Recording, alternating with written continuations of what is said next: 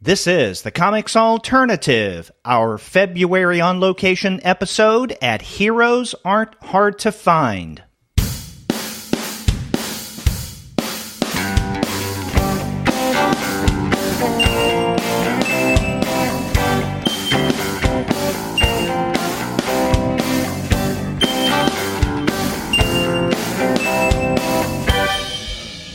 Hello, and welcome to another episode of the Comics Alternative on location. As I was last month, I am at Heroes Aren't Hard to Find. They are located at 417 Pecan Avenue in Charlotte, North Carolina. This is what I consider my new local shop, and they have invited me to come in once a month and do these on-location episodes where I talk with customers, employees about what they're reading, what's on their mind in terms of comics and comics culture, basically a little bit of everything. And as we did last month in January, I'm here tonight with an open topic. So basically anything is fair game in terms of whatever it is we talk about. For listeners of the on-location shows we've done in the past, you know that every now and again we will pick a particular topic. It could be a genre, let's say like, detective or crime comics, or for instance around October we do a show, on-location show where we talk exclusively about horror because of Halloween. But sometimes we have open topics, and that's what we have going on tonight. And so we have an open table here. I have someone with me right now that I'm about to introduce, but others may join us as we go along. And I'm sitting across from Zyg. I just met Zyg a moment ago. We were talking, getting to know one another before I turned on the mic. Zyg, how you doing? I'm doing great. Now, we were talking about... That name, by the way, is not an alias. It's actually what happens when immigrant parents do not acculturate fast enough. So is that an abbreviation of a longer name? It's short for Zygmunt. Zygmunt, okay. Yeah. I was wondering if like Ziegfeld, Zygmunt. Zygmunt. Okay, so it's like a variation of Sigmund. Yes. Okay. That's the Polish-Ukrainian variation on it. Okay. Yeah. Now, we were talking about some of the places where you have lived and where you went to school. Are you a native North Carolinian? Have you been in Charlotte for long? No, I am a native of Massachusetts. Basically lived in the Boston area for most of my life. Moved down to Charlotte 6 years ago when my wife got recruited to a real high-powered job at Wells Fargo. Wow. Yeah. And since I'm a geek, I can pick up and work on the internet anywhere. Well, speaking of your geekness, we were talking about some of the comics that you have an interest in. When you came in tonight, and this is Wednesday night that we're recording, the 21st, what is it that you came in to pick up? What are you particularly interested in right now? Oh, well, right now, there's a lot of good stuff. Mm-hmm. I'm loving The Mighty Thor. Mm-hmm. I love the whole notion of Jane Foster being the heir to Mjolnir, but having cancer and her chemotherapy being negated every time she becomes Thor. That's just brilliant. Dr. Aphra, I love it. I love the girlfriend subplot. Hawkeye and Winter Soldier, I'm giving some time. Doctor Strange, I've been enjoying. It just started Damnation. We'll see how that goes. Spider-Man, I'm loving. Descender. The only non-Marvel title I see. The only non-Marvel title. It isn't that I just read Marvel. Descender, I really love the whole, the way it's been set up. I think it's been dragging a little bit, so I'm giving it a little bit more time before it, to see how it develops. Non-Marvel titles, I love Mr. Miracle. Mm-hmm. Okay, that harkens back. That among anytime you start hearing about somebody who's rebooting one of Kirby's Fourth World comics, you start going, really? But I really like the Mr. Miracle. It's been a very nice, tight story. Mm-hmm. The past few issues, it's really fun, mm-hmm. and I really want to see how that develops. I've heard some good things about that. Yeah. And what was it? A few months ago, DC came out with a number of titles based on Kirby characters, like Mr. Miracle, Boy Commandos, Boy Commandos, that was an interesting one-shot because that was Boy Commandos meets Newsboy Legion with Howard Chaykin. I was like, I had to read that. I mean, I've been a Chaykin nutcase ever since American Flag, which was really sort of what got me back into comics in the 80s when I was trying to pretend I was a grown-up. American Flag did? Yeah, American Flag did. So, yeah, that was good for what it was, one shot. Haven't looked at the Demon because I didn't really like that the first time it came out. The Commandy, I was a little... The Commandy Challenge? Yeah, the Commandy Challenge. It was, okay. I get it.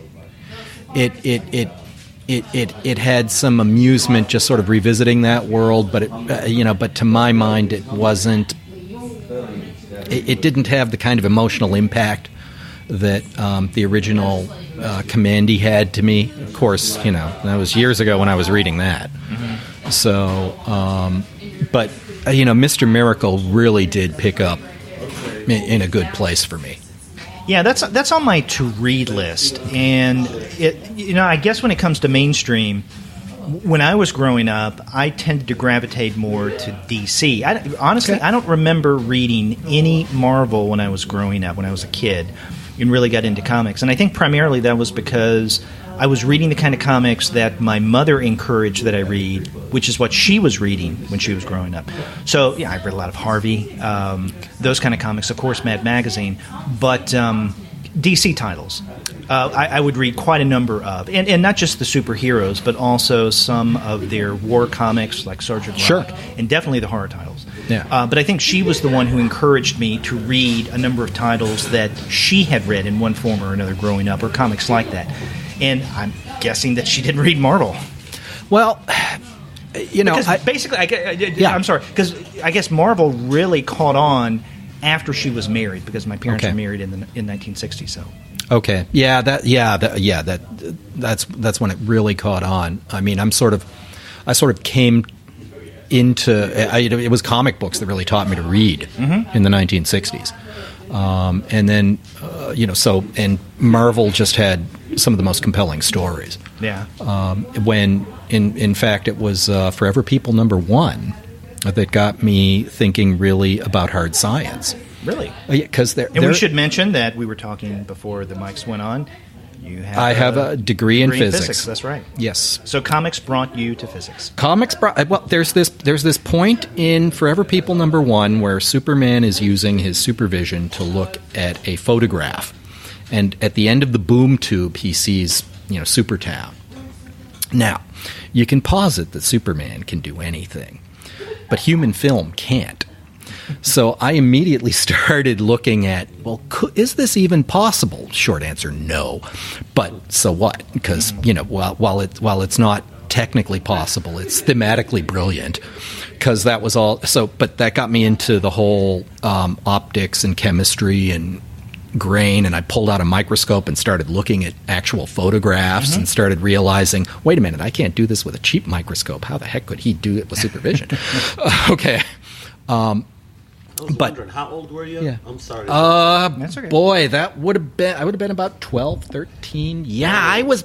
I'm an old guy. Well, I was asking because being that young and getting you to think, regardless whether it worked or not. But I'm a school teacher, so the point is to get children to think, specifically an art teacher. So they don't always have to necessarily.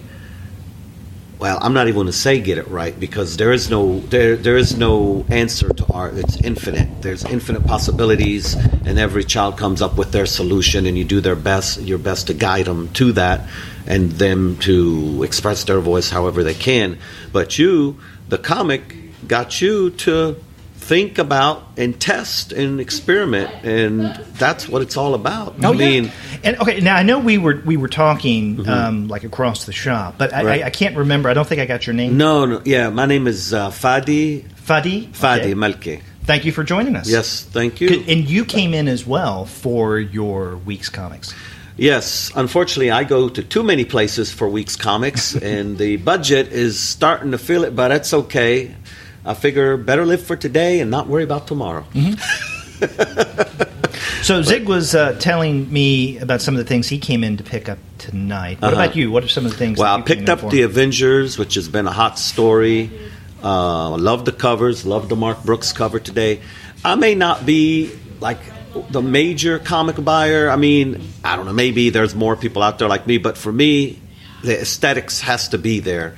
Like, it has to look good also. I love a great story, but I also love the artwork to be, and I might be more of a traditionalist. A lot of comics have gone into more bizarre directions and looks, which is fun. There's something for everybody. We're starting to get closer. We're not there yet, but we're getting closer to the Japanese market where they got comics for every age and every look. And I think we've expanded quite a bit here as well.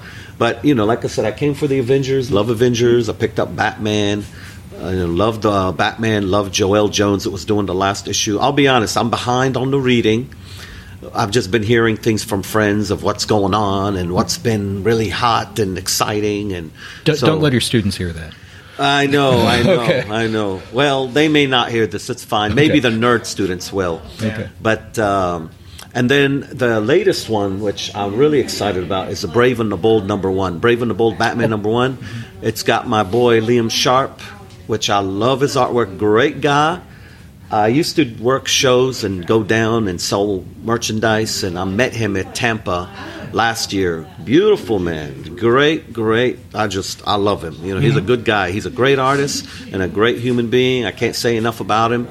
If you all like his artwork, buy it. He's great. But that was a great experience. The show was horrible, and it was. It's generally about a 10 to 11 hour drive, but it took me about 18, 19 hours to get back because the show ended at 5 or 6 on Sunday, and then we had to load up and be out by 9, and then I drove straight back without any sleep. So back to Charlotte? Back to Charlotte, and I had several weavings on the road back, and not a good thing to do. Bad. But anyway, Brave and the Bold #1, Brave and the Bold Batman #1 is great. Avengers, it's interesting, and I'll let you continue. I don't mean to hog it up, but I was listening to Marvel and DC, It's interesting. I used to be just an all pure Marvel.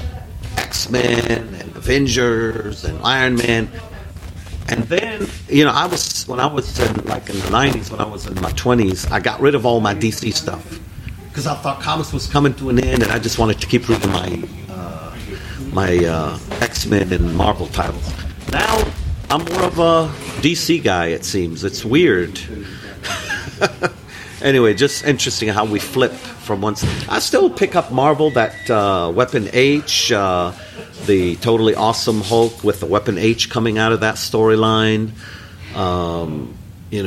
And this Avengers has been great. I think you were looking for one, and it was. I was looking. I was. That's too bad. I came late today, so my Avengers wasn't there. But I've really been enjoying that story. And Spider-Man has been really good. Yeah. Spider-Man, they got a crazy twist now. We got the fusion of Carnage and Green Goblin. Yeah. That's going to be interesting. I'm looking forward to seeing what's going to happen with that too. Yeah. My experience with, I guess, the mainstream universes, DC and Marvel, has been that I will wait until an event or a storyline ends, and then I'll read it in its entirety, instead of keeping up with it on a regular basis. But it's gotten to the point that keeping up with reading for this podcast, and I was telling Zyg earlier before we turned on the mics that the focus of the Comics Alternative is basically any comics that's not mainstream superhero, not because we don't like that, but about all the other podcasts about comics, that's what they focus on. So we wanted to do something different. So in preparing for our podcast, at times I have a challenge keeping up with everything. So I don't get around to reading near as many superhero comics as I used to. Yeah, I'm behind, to be honest with you. I'm really behind. I'm just waiting for when the summer comes around and the kids are home and I can sit back and do summer cleaning and do some catch-up reading. Mm-hmm. Yeah, but right now it's I've been taking glances here and there because I can't wait for certain things. I'm probably ruining the story that way, but I'm just taking a little sneak peek here and there. But summertime, I'll sit back and read. But yeah, you're right. Some people, that's what they do. They just get the trades. Mm-hmm. And I'll be honest with you, like my friend here, it's kind of getting crazy to try to get the issues that you want to have and read. Because it seems like when a title comes out and it's a good title, it's hard to find it. But if it's a title with a bad story, you can find it everywhere. Shouldn't they be all good quality reads without having a... No, part of the fun is finding stuff that other people might not have glommed onto yet. I mean, I'm still amazed that I love 2000 AD. Oh, yeah. From the United Kingdom. The whole Judge Dredd line is just... It is... it's a great series, and thankfully these guys get it for me. Yeah. But I mean, there are every week these guys put 5 really good stories, some great lines. You get the 2000 AD. I get 2000 AD. AD. That's great. That's where a lot of the good artists came from. Like Liam Sharp, Brian is from Boland. That. Are you familiar with like? Oh God, what's he called? He's like the British version of Conan. Simon Bisley did like one of Slain. Yeah. Oh, we need to sit back and talk sometime. See, that's one of my boys right there, Simon Bisley. That artwork is amazing, hallucinogenic. Yes, I mean, it's amazing. You could sort of imagine, ancient druids doing some mushrooms and coming up with visions that look like Slain. Aside, what is it? The Salmon of Wisdom being one of the recurring themes in that. That is great artists. Great artists. All great artists. Great stories. Huge diversity, and then Dredd, which has just been consistent since it's been running a long time. 1977. Yeah, a long time. It has been that is to this day one of the best social satires going. Would you say that's their sort of? It's not the exact character, but like their Batman sort of that character. They're because of Brian Boland. There've been a bunch of Batman Dredd crossovers. I don't know. I try not to think of it that way. I mean, Batman is very much he's his an American creation, and I think Dredd is very much his own UK. too. But I mean, Judge Dredd is what Batman is to us here, kind of. I mean, that's the way I always thought of it. It's a different kind of character, but he's a real big character there for them. Yeah. And they've had lots of other stories and characters too. I'm waiting to see if any of them blossom like Judge Dredd did. And Slain, even though he's one of my favorite characters, I guess he goes back actually, I want to say at least the early 80s, if I'm not mistaken. Yeah, I couldn't give you the exact origin. Yeah, somewhere around there. It's been a while. And he hasn't quite made his way. And I'm a big Conan fan too. I'm a huge Conan fan. I love Conan. There's the Wonder Woman Conan title right now that's out. Although I have a friend, he called it the worst title ever, but he's not a fan of Wonder Woman. So, but anyway, I guess I'm going off. I guess he never read Fat Fury back in the day. But okay. Oh, Herbie, thank you. Fat Fury with Magic Man, and I had even talked with. It was my founding co-host for the Comics Alternative who recently stepped down. He and I at one point had talked about doing an episode devoted to Herbie the Fat Fury because we had access to, I think, about the entire run. And we thought, okay, we're going to buckle down, read this stuff, and discuss it on an episode because it's one of those very obscure things, right? I mean, you looked at me as if surprised. You know Herbie, right? You've heard of what was it? Is that I what it was wasn't called? The only geek who read what was it called? Herbie the Fat Fury. The Fat Fury, yeah. Really? I got to look that up. Yeah. Herbie the Fat Fury. Yeah, he was basically a young kid, fat, and he would always have a lollipop. Yeah, and he was a hero. An unusual hero, and in several of the issues, he would meet public figures. President Lyndon B. Johnson. Wow. Yeah. I'm going to put that in before I forget. Herbie the Fat Fury. Right. Yeah. Now, I know that I think Dark Horse used to have in print, I don't think it's any longer in print, was it 2 volumes of the run? Maybe 3? I'm not sure. But they're no longer in print, so you may have to find them like used or on the secondary market. Oh, wow. I don't know what the prices are like, though. But it probably would be maybe even more... Well, I don't know how much the individual issues would be. It may be more expensive getting it that way, but going through back bins. But yeah. Well, he's on eBay. There's a collected hardcover that DC has been doing for several titles. Not bad. DC? Yeah. Oh no, wait a minute. I'm sorry. It looks like the DC design. It is Dark Horse. I'm sorry. Okay. Yeah, Herbie the Fat Fury. Yep. And there's actually somebody, and apparently they were out in the '60s. Mm-hmm. Yeah. Okay. Well, here's somebody that's got a number 5. Yeah. There's the individual comics. I'm gonna have to check those out later on myself.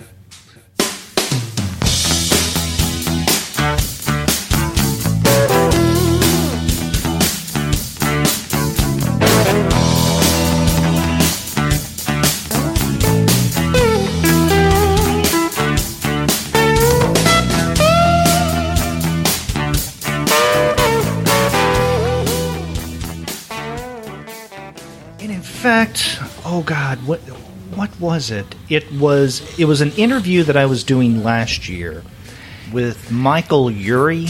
He works at Tomorrow's and he lives up actually in Concord. Okay. And he came out with a book about camp and pop culture. And so a lot of it had to do with comics. And I think it was in that volume that he had a section on Herbie, among other superheroes that were really wacky, like... I think he, in terms of the campiness, he even included something like Bob Hope comics, because every now and again some kind of weird warped hero will find their way into those kind of celebrity comics. Jerry Lewis comics. Yes. Yeah. Oh yeah, the Adventures of Jerry Lewis. I actually had those Adventures of Jerry Lewis, Dean Martin, Jerry Lewis, Bob Hope. Mm-hmm. It's interesting. Like now, they've come back with some of that old, like stuff that I always loved, when I was a kid, the stuff from Gold Key and Dale, the cartoon, some of that stuff, they're bringing it back now, We got Underdog has made his way back. The most anti-Semitic cartoon ever. Was it? Yeah. Maybe think about it. I mean, who's the bad guy was Simon Bar Sinister. Oh, the love interest was Sweet Polly Purebred. Oh, I mean, it's you're kidding. Well, as a right? kid, it's been years since I've seen them. No, but I mean, you'll sort of look at that and go, what the heck? Well, it's one of the. When I was a kid, I enjoyed it too. I thought, oh wow, this is great. Well, you know what? But when I was a kid, I thought the Batman TV show was serious. You see things differently as a child.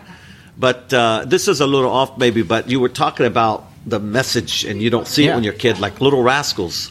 I was with a friend of mine recently, and there was a show about the man from New Guinea or something. Oh, yeah. It was horrible. Yum, eat him up. Horrible. Oh, yes. Gosh. I can't remember Uncle... I can't remember that character's name on that episode of Little Rascals. Yeah. Oh God. Yeah, that was horrible. Yeah, it is. You can't. Okay, so we were talking about, I guess you could call it, loosely speaking, adaptations in comics, or comics adaptations of public figures and and stories in other media. Like Bob Hope, right? Jerry Lewis, Dean Martin. But you also have things like I Love Lucy, the Gold Key stuff. Mm-hmm. Star Trek. Now, they did some great This Star makes Trek sense stories. if you hang with me here. I want to use this as a segue into something that I actually wanted to bring up tonight, and that is what you're looking forward to in terms of comics in the coming year. And the connecting tissue between that topic and what we were just talking about is one of the things I'm looking forward to later this year is, and I can't remember the artist who's doing this, he's adapting for the first time into comic book format, or graphic novel, if you want to call it that format, the Beatles movie, quote-unquote Beatles movie, Yellow Submarine. Oh, yeah. So now, we did have Beatles comics, but this is going to be the first time, it's coming out from Titan. This is going to be the first time that Yellow Submarine has actually been made into a comic, which is really amazing when you think about it, right? Yeah. Because the animation in that film just begs there has to be a comic about this. Yeah. But there actually, it has been alluded to, and It was recently in Judge Dredd magazine, and I forget the artist's name. It wasn't, but in the 1980s he did an adaptation, basically a comic adaptation of Elvis's life, and then followed it up with the Beatles, where he riffed on some of the animation styles, including the animation style in Yellow Submarine. Yeah, the Peter Max inspired, line art with primary colors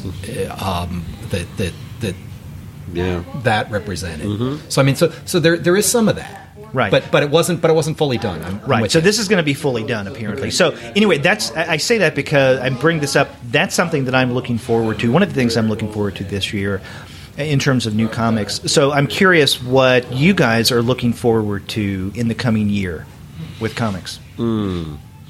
Wow, I'm still behind on what I have, but I guess I would say, I could tell you what I'm looking forward to, although unfortunately it's going to be not until supposedly 2019. Marvel is bringing back Conan the Barbarian, which I'm really looking forward to that, but I hope they have a artist that is going to fulfill those shoes and make it look like, we all want it to look like how we want, but I guess my vision of what Conan should look like, or artists that have done Conan, like Simon Bisley's done Conan. Yeah. William Sharp is a big-time Conan artist. In fact, I asked him at the show, when's he going to do Conan? And he said he'd been asked, and he was also asked to do Wonder Woman. And he said that he had to go with Wonder Woman because he didn't know if he'd get the chance again. And he said he's sure he'll get asked to do Conan again. So I'm hoping, maybe at least some covers or, something like that. I love the whole sci-fi sorcery thing with the story, with the grittiness, and the artwork to go with it. That would really sell me, something like that. And so is that something you think is slotted for not late this year but early next year? Well, the only thing I read is 2019. Okay. So hopefully early 2019. Again, you don't know we don't ever know what's going to happen. Just like it was announced that Arnold was going to do King Conan, and they haven't said they stopped it, but I'm waiting to hear some more news to see if they're going to have anything else with that. Okay. We'll see. Anyway, I appreciate the time, and I better head off. I know I don't look like I'm having any issues finding food, but I need to go eat. I haven't had food for the day yet. I've been busy at work, but it was a pleasure. Maybe I'll see you for the next one. Sure, yeah, and check out the podcast. And thank you for coming by and sharing some of the things you've read. And I'm sure we'll cross paths again. In the same comic book store, absolutely. I'll be back. Okay. Thank you very much. Okay, take care. Well, Zyg, what is it that you're looking forward to this year? Well, a couple of things. One, I always like being surprised. A couple of years ago, I was pleasantly surprised with Paper Girls, and I love the way that's going. You like the mainstream superhero stuff. I think that's a great story. Love Paper Girls. Love Beat KV. Yeah, it is wonderful the way that's been developing. They've kept the suspense going. It's been rolling along. And every issue I get, I'm wondering where they're going to take this increasingly bizarre and wonderful tale. That being said, that I like being surprised. I also have heard that in 2000 AD they're going to be bringing back one of my favorite characters, Chopper, the graffiti artist, perp, surfer. Sky Surfer of the Judge Dredd universe, and that's just always a pleasure because there's always something very compelling about that character. That being said, I'm also looking at how Thor develops. It's getting pretty climactic right now with Jane Foster. We'll see. I might even have the answer sitting next to me. I'll know about that about 20 minutes after getting home. Okay. But that's what I'm after. The whole element of surprise is the whole thing about this wonderful universe. Yeah. I'm always open to new things, and so sometimes it's kind of difficult for me to answer the question, what am I looking forward to?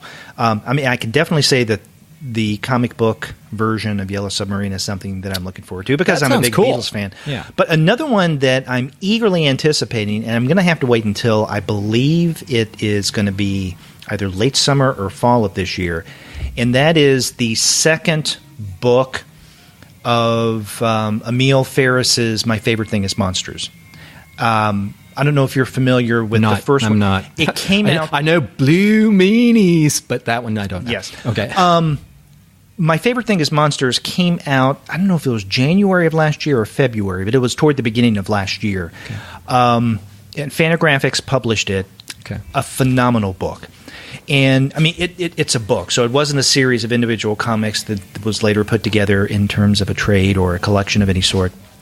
And basically what it does is it tells the story of a young girl who absolutely loves monsters, thus the title, My Favorite Thing is Monsters.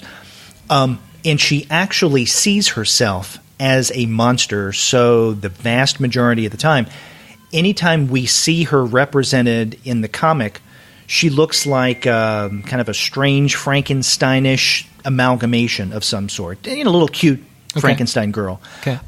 Because that's, she loves monsters and that's how she sees herself. But it's not just about a young girl's imagination. It's basically her trying to understand in ways similar to, let's say, Huck Finn tried to, but maybe couldn't really understand the world he grew up in Adventures of Huckleberry Finn. Yeah. What is going on around her? And what is going on around her is it takes place in Chicago. She lives in the city, and her brother is a little problematic and troublesome, her older brother, whom she absolutely adores. And he is linked in some way with a neighbor who is a Holocaust survivor and one day turns up dead. And so there's a big mystery that for most of that first of, I think, what's going to be 2 volumes is what drives the narrative. And so the young girl takes it upon herself to find out what happened. So she becomes a detective, and she even dresses the part. She wears a trench coat and has a fedora. So she looks like with the cute Frankenstein persona when you're looking at it. Oh, okay. Exactly. And the style is one of the things that's so notable about this book in that it looks like it's written on ruled paper like you would find in a college composition book. Okay.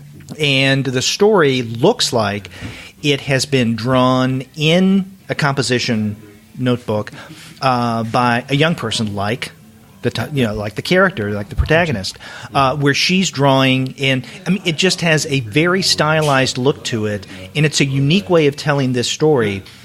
And it's probably the most compelling thing that I read last year, hands down, of everything that I read. And there were a lot of cool comics last year. Okay. But the second volume of that is coming out later this year. Again, late summer, maybe the fall, I'm not sure.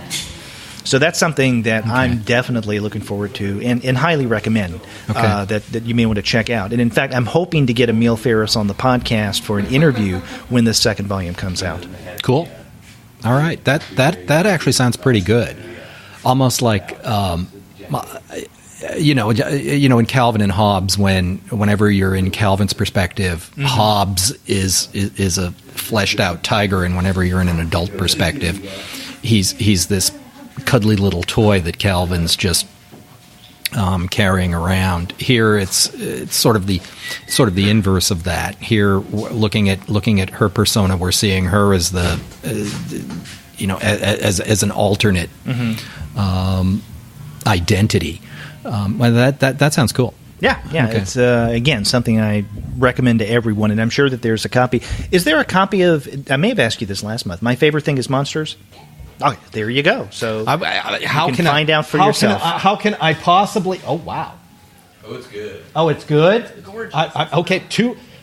Oh, yeah. I love the. So you see what I was talking about in terms of the art style. All right. Yeah. Okay. Yeah. This is coming home with me.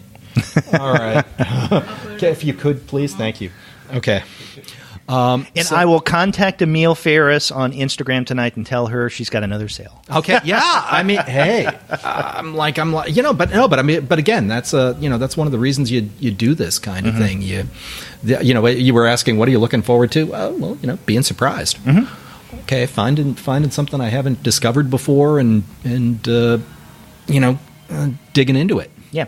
Now, I don't know if this would fall under the what are you looking forward to category because you've already experienced this, but you were telling me before we got started with the recording that you recently went to see, I guess this past week, Black Panther. Black Panther.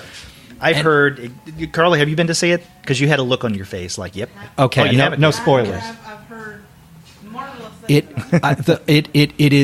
It is wonderful, and it is wonderful for exactly the reason that classic Marvel comics are wonderful. Mm-hmm. Yeah, you think it's a superhero movie, but what it is at its core is it's a movie about the relationship between fathers and sons, a pair of fathers and sons, and then the conflict between those sons. But it's set up against this fantastic backdrop of this world that is completely recognizable, whose politics and whose cultural politics are completely recognizable to us. I'm trying not to give any spoilers here. But it is also fantastic in that, of course, Wakanda is this fantastic civilization, and it plays against all our expectations because it is a civilization in Africa that is more advanced than anything that's come out of Europe. So it is this world that is both...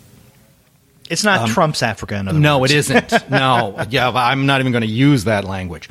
No, but it's playing with your expectations. It's causing you to question your own set of things. It is a world that is both compelling and horrifying at the same time because of what it can lead to and where it might descend. I mean, that's the stuff that that Marvel in its golden age did best. That's the kind of story that that you want to see and you want to read, and that's what made it really compelling to me. Also, there's nothing the matter with great fight scenes and cool explosions and stuff that fly, and really cool flying machines that look like they came out of a Kirby, out of a couple of Kirby panels. I mean, that's just great stuff. This is the second night in a row that I've talked with someone for the podcast that has been to see the movie and has sung its praises. Last night I was recording with one of my regular co-hosts, Gene Cannonberg Jr., actually the episode that went up today, and I was asking him toward the beginning of the show about the film because I knew he'd gone to see it, and he absolutely loved it. I want to see it, and I think all of the praise that I'm hearing, it's like a push me, pull me feel to it. On the one hand, I feel compelled to see it. On the other hand, the contrarian inside of me, when I hear so many people praising it, I go, I don't know. Is it really as good as people say? But I want to go see it. The thing is, I am so behind when it comes to the Marvel Cinematic Universe. Netflix, I'm pretty much caught up on. I've watched everything except for Defenders. But the Cinematic Universe, I am way behind. I've only seen the first Thor movie. Okay. Well, Ragnarok is also awesome. Mm-hmm. That for different reasons, because it's this really awesome buddy flick. Mm-hmm. We were talking about Bob Hope comics. This is a Hope Crosby movie done in the Marvel style. This is a road movie. Except is there a Dorothy Lamour character? No. Yeah. Well, actually, yes. Her name's Valkyrie. Yeah. Thank you, Carla. Yes, I was thinking, well, does she have a sarong? No, she's got a metal bustier. But yes, thank you. I was looking for the correct word, bustier. That's it. Or a bustier? It's a bustier. Yeah, Valkyrie has a bustier. Dorothy Lamour had a sarong. But I mean, the difference is that these guys are trying to get on the road. Mm-hmm. But it's very much a buddy movie. Yeah, and I think I am at least 2 movies behind in terms of Avengers / Captain America. I mean, I am very behind. I've only seen the first Guardians. I haven't seen the second. I didn't see Doctor Strange. And I really wanted to because of Cumberbatch. Okay. Well, one of the great things, these things are wonderfully just like comics. You can pick them up anywhere, read them, and then you can start fitting them into continuity as you go along. Yeah. The thing is, I feel guilty about other films I haven't seen. So am I going to see those? Am I going to see the... Guilt doesn't enter into this. It's like, what do you feel like seeing? It's your life. It's your experience. Yeah, it's what you relate to. Yeah. So I hear you. You want to see the Panther? Go see the Panther. You don't need to see everything else first. Okay? You don't need to. I mean, granted, at some point you're going to wind up in another one of these with other people talking about all sorts of arcana and trivia and Easter eggs in them. Okay, you can handle that. That's what happens in this world. What is the next Marvel movie? I think Avengers Infinity War is the next one coming out in May. Though, just in time. Here I am doing PR for Marvel. But that one. And I don't know what they've got scheduled for the fall. But yeah, I am looking forward to Infinity Wars. Yeah. Just got to, I've got a couple of nephews who are just going absolutely crazy. Who every time I wind up talking to them, they want to talk about, the various Infinity Stones and who's got what and where they are right now and what's going to happen with all this. It's like it's, they're wonderfully fascinated by all of this. And, one of my questions is, so you guys are also like doing your schoolwork and everything, right? practicing your math as well. Just let's make sure, there is a place for this stuff, but make sure let's keep it that needs to be done. Let's keep everything else going at the same time. But the fact that they're that they're fascinated about that, it's going to make it a lot easier for them to keep track of Shakespeare's Kings. Yeah. When they finally start, reading that in high school. They're both in junior high now, so.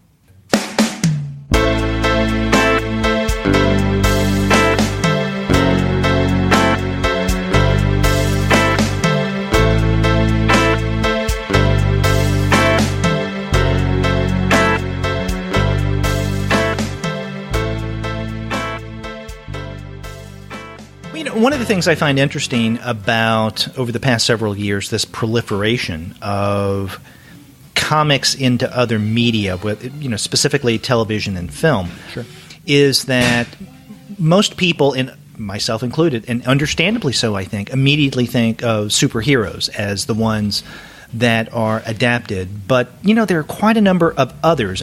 For instance, Walking Dead, of course, is a great example. Preacher. The television series that I really enjoy. I still haven't finished the second season yet. I need to do that. Constantine. Constantine. I was disappointed that it was canceled on, what was it, Fox, I think? That first run, only season. Although one could argue that, that's part of DC's universe. But I'm talking about non-DC universe or Marvel universe things. Okay. So Walking Dead, Preacher, Judge. Oh, I've been talking Dredd. Okay. I've been talking Dredd. Thank you, Carla. Thank you for feeding me the line, Carla. iZombie. Yeah, iZombie. CW. And then Archie, Riverdale. That I love. The fact that they've taken what in some ways was sort of the most, I don't want this to sound like a slam, but repetitive, white bread, kind of predictable comics. And there's nothing the matter with those if that's what you're looking for. Mm-hmm. That's a good thing. And it turned him and brought him into this dark place.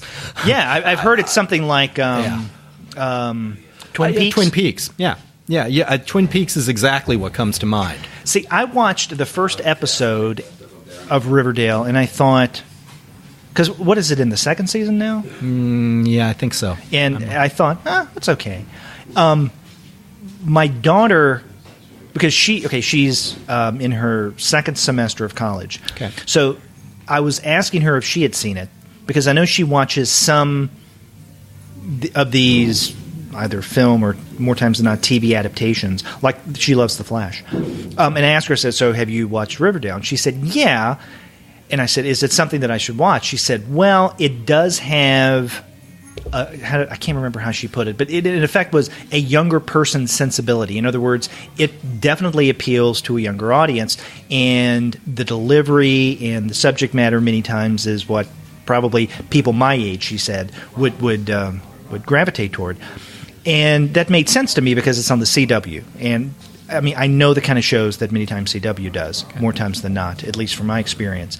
And I watched it, and I could see where my daughter was coming from. So, she was definitely right. It did have a kind of teenage drama aspect to it. But it was intriguing. Heather's meets Betty and Veronica. Yeah, but I liked that it had a darker message or a darker tone to it. And that, I think really, makes it worthwhile for a drama. I mean, the 1970s Archie show. I mean, enjoyable stuff. Nice, quick plots. Nothing the matter with that. You're talking about the cartoon? Yeah, I'm talking about the cartoon. Yeah. And that spin-off, Josie and the Pussycats. Yeah. I mean, but, it's... And don't forget Sabrina and the Groovy Ghoulies. Sabrina and the Groovy Ghoulies. Oh, man. Everybody shout. Come on now, sing out. Oh, man. It's time for the groovy get-together. Oh, this is almost... This is PTSD. Yeah. Yeah. And people are wondering what I was just singing. Okay, go to YouTube and do a search for the Groovy Ghoulies or Sabrina and the Groovy Ghoulies, and you'll see an opening theme. You'll know what I'm talking about. Yeah, I used to love that. It was good, particularly back in the day when, I mean, in some ways, it's kind of amazing that. Things that are based on comic books back in the I remember back in the day the Marvel comics, the original cartoons in Boston on the Major Mud Show, which was this great afternoon TV show for kids. This guy would come out in an Air Force flight suit. He was Major Mud. His tagline was "I'll be blasting you." But they also showed the Marvel and that was sort of part of my introduction to the whole Marvel universe, because they had Captain America and Spider-Man and the Fantastic Four and the Iron Man and the Hulk cartoons, which were basically stills where there might be some small degree of motion. Okay, the total budget on that entire series, I am certain, adjusted for real terms, would not cover one special effect in a modern Marvel movie. And actually, a sidebar, some of the radio serial of the Fantastic Four that was done in the 1960s had Bill Murray as Johnny Storm, the Human Torch. Bill Murray, the comedian. Bill Murray from Saturday Night Live. Oh my God! Yeah, I mean, it's an amazing thing. Go find that and listen to that. That gives you. It's like looking at Fantastic Voyage and reading and realizing that the commander's voice was Ted Knight from the Mary Tyler Moore Show. Wow. Yeah. Oh, yeah. That's almost as amazing as when I learned that Larry Storch did a recording where he read Philip Roth's short story Epstein. And I thought, wow. Larry Storch? This is the guy who was on the F Troop. Yeah. But I mean, it really is interesting. You mentioned those old Marvel cartoons. I remember as a kid, I watched them. Yeah. I don't know. I had a love-hate relationship with them because I watched them. So apparently that was the love part. But they also irritated me in that I didn't like the style, and you were describing what it was, basically a series of still images with very little movement. And that's one of the things I didn't like about a lot of the, I guess you could call it anime, even though this is before I knew what the hell anime was. Let's say Ultraman or Kimba the White Lion, Marine Lad. No, I'm thinking Speed Racer is another one. Speed Racer. With Chin Chin. Yeah, I hated Chin Chin. But there would be little movement, and I thought that was kind of cheap. But compared to those Marvel cartoons, the movement in that anime, like Ultraman and Speed Racer, was fluid because there just wasn't much going on. And I just thought, if I wanted to see still images of Captain America or Spider-Man, I'll read the comic books. But I watched it nonetheless. Yeah. Well, yeah, it was part of it was that there was just such a shortage of that sort of thing. And I think, there was still a lot of, backlash from the 1950s witch hunts blaming comic books for all the ills of society's youths. Whereas we now know that today they're video games. Yes, I'm being sarcastic. Don't come after me. The fact that there was anything was almost a huge thing. And now, you sort of look at the fact that, if we'd been having this conversation 10 years ago, would any of us have believed that, that a Marvel comic book hero would be one of the fourth, would be the top, that the Avengers would be the top grossing weekend movie of all time, and the Black Panther would be the number 4. Those are the only 2 statistics I can speak to because I read them in the New York Times a couple of days ago. And other movies from that universe following suit. It's kind of completely amazing. It blows my mind. Right. Yeah, and I agree. And actually, it raises an interesting discussion topic that it's really too much for us to deal with tonight. Maybe for a future show we can tackle this. And because I've heard a couple of other people raise this question. Compared to what you had just mentioned back in the 60s and then even into the 70s. I mean, the 70s we had Super Friends, but but still, I mean, just not that much, right? Yeah. But now we have, this abundance or even overabundance, and no matter what medium you're thinking about, whether it be television, film, or even aforementioned video games. Comics, more times than not superheroes, they're always there. Yeah. So here would be the discussion point. Are we reaching a point of saturation that will eventually result in negative returns? In other words, are there so many superhero adaptations, superhero in particular, but you could say comic adaptations as a whole, but specifically superhero, are there so many examples of television shows either on the networks or on Netflix or even the Amazon channel and cinema that it starts to be more of a turn-off than a turn-on? Well, everything has a life cycle. Right. So look how many Westerns we had in the 1960s. Exactly. Perfect case. I mean, there was something... I read this a while back in the early 1960s. There was something like 26 westerns a week on television. Yeah. I mean, that might not be. And in the late 60s, Bonanza was the top. Yeah, now it's tough to find them, or you've got to find sort of a variation on them. You might argue that Preacher's sort of like the postmodern to some degree, western. Yeah. Makes sense. Or something like even a Deadwood, but that only lasted what, 2.5, 3 seasons? Not bad. HBO, I mean, the original Star Trek only lasted 3 seasons. I mean, hey, it worked.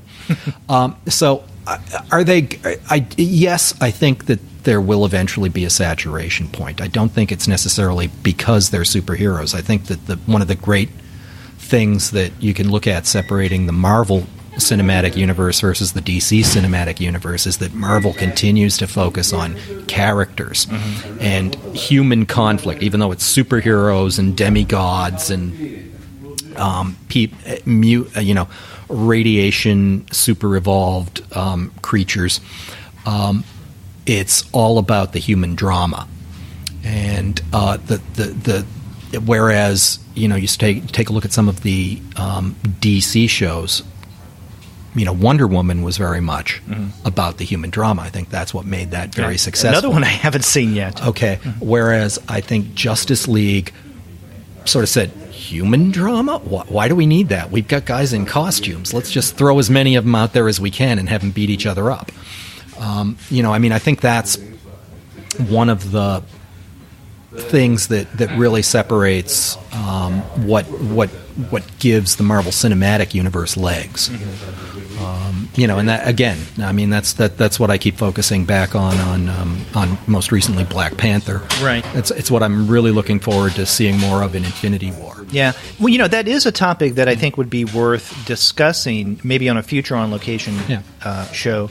And then along with that, maybe another question that I think you can piggyback on top of that is the emphasis on superhero narratives in other media like television and film ultimately doing good or not so good for comics. And what I mean by that is there a few years ago, and this was during Will Eisner week, so the 1st of March. This is when I was living in the Dallas area. I and a couple of other people were on the local NPR station talking about comics, Will Eisner, and whatnot.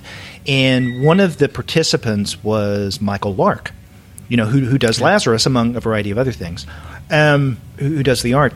And I think somehow the movies and television programs came up, and he was saying that it's a good thing for comics.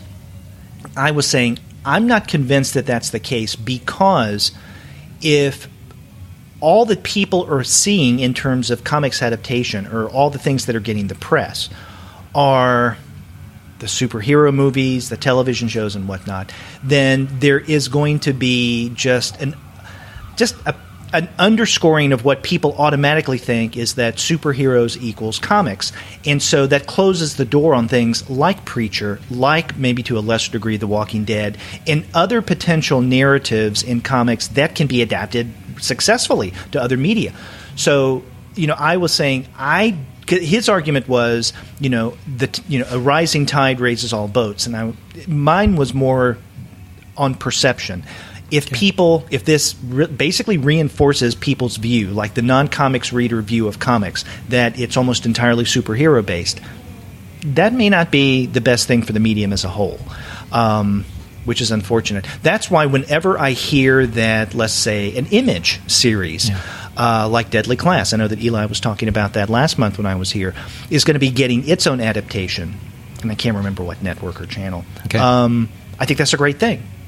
But people wouldn't normally think of that as a comics property, just like they probably would. If they didn't know that Walking Dead was a comic, they probably wouldn't know that Walking Dead was a comic. I get you. By watching the TV show. Oh, boy. Where to pick up the thread there? That's why I say for a future show, that's something, because there's so much we can talk about there. Yeah. No, I don't necessarily believe in the rising tide philosophy just because it's a rising tide. There's so many different things that can go wrong. Thinking about the success that Teenage Mutant Ninja Turtles had in the 1980s, there was this huge rush towards black and white comic books with with as many adjectives as you could possibly put into the character titles, and that rapidly oversaturated it, and oversaturated the market, and a lot of those fell out. One of the best commentaries on that, I think, was done by Extraterrestrial Time Traveling Dimensional Thieves, where they basically where these two thieves, the hot woman and the short guy with the brains, basically sort of did a riff on that entire dynamic. Part of that is focusing in on just it's the difference between surface and substance. The deep down thing that made Teenage Mutant Ninja Turtle work was the character dynamic. Okay, it's about the story. It's about making something compelling. In one way, you can also look at it, what happened with Harry Potter. Well, suddenly that was a great, compelling story, came out at a very good time. Suddenly there were all these riffs on magic kids. Were they all as good? Quite frankly, no. Did it cause a bunch of kids to say, well, hey, I've got a couple of months before the next one comes out, I'll try reading something else, and it got kids reading, and I know it got my kids reading and thinking. It also gave us Twilight and Divergent, and The Maze Runner, and Twilight in its own way kind of influenced a whole new thing. Yeah. So part of it is also that when you it's the law of unintended consequences, I think is what they call it. When you start off and somebody picks up on a theme or picks up on a riff and brings it in other ways that might not be ever obvious years later. And I think that's what it's about. Putting together some stories and causing people to read them, react to them, and then go out and either take some action on them or come up with their own sort of part of the dialogue. Okay, well, Zyg, let me ask you this, because we're going to be wrapping up soon, but I'm already thinking of next month when we do the On Location show here for March. Maybe for the March show we can choose a particular topic, theme, genre, what have you, And to some degree, not that we have to, strictly restrict the conversation in that way, but have something to at least begin with that people will know, okay, so if we're discussing, I don't know, sci-fi narrative or sci-fi comics, then they'll know what to come prepared for, or just something like that. And I didn't know if you had any ideas of what you may want to discuss in March. Oh, man. I'm getting invited back. If I were you, I'd get rid of me now. The table is always open. Oh, okay. Oh, man, March. Well, I know I'm always welcome here. Okay. This is a safe place. Okay. Oh, it's a safe place. All right. Oh, boy. Well, you can think about it. I don't mean to put you on the spot. And, same thing with you, Carla. Yes, of course you do. Yeah, you just did. I just did, yes. I mean, what do you mean you didn't mean to? but again, this is not going live. Yeah, it's recorded. I'm with that. Yeah. But and Carla, you can think about this as well. Many times, I guess, particular themes or topics for on-location shows many times are seasonal in nature. If something's coming out or a particular time of the year, the only thing that I can think of in terms of March is that March is Will Eisner week, but I don't know if the topic of Will Eisner and his impact on comics would be the kind of conversation we would have in shop. Yeah, we're so down the geek rabbit hole. You just best not go there. Yeah. Okay, best not go there. Oh, boy. Yeah, I can't. It's something to think about, though. Okay, I can't come up with something off the top of my head. I'm still kind of, quite frankly, I don't know how you do this on a monthly basis, because I'm sitting here and sweating profusely. I'm like, wow, how long have I been doing this? Ooh, yeah. Yeah, well, we've been going on for about an hour, and you've done a great job. Oh, I appreciate you sitting down and taking the time and talking for the On Location show. And is it Fadi who was here? Yes. I'm sorry. Is it Fadi? Fadi? Okay. And I want to thank him as well for taking the time and sit down and talk with us. And yeah, had a really good time. We don't know exactly when yet, but I will be back for some Wednesday night in March. We will announce on social media when that is. And if you want to be a part of the fun, and if you just want to get in touch with me and let me know what you thought about this On Location episode, definitely reach out. You can go to our website, comicsalternative.com, and there you will find that you can leave us a voice message online via SpeakPipe. Or you can call me the old-fashioned way by picking up your phone and dialing 415-3-COMICS. That's 415-326-6427. You can also email us. The show's email address is 2guys@comicsalternative.com, or you can email me directly. I'm Derek at comicsalternative.com. And we're all over social media. You can find us on Twitter, Facebook, Tumblr, Instagram, Google+, Goodreads, Pinterest, YouTube, and we have channels now on both Slack and Discord. You can subscribe to the podcast through Apple Podcast. You can stream us on Stitcher. You can also find us on Spotify, on TuneIn, on iHeartRadio, and on Google Play Music. But you can find every single one of our podcast episodes, as well as the reviews and comics-related commentary that we occasionally post on our blog, simply by going to our website, comicsalternative.com. Zyg, thank you again for joining us. Pleasure. And thank Carla, you, as always, thank you for inviting us into the shop, and we will be back next month.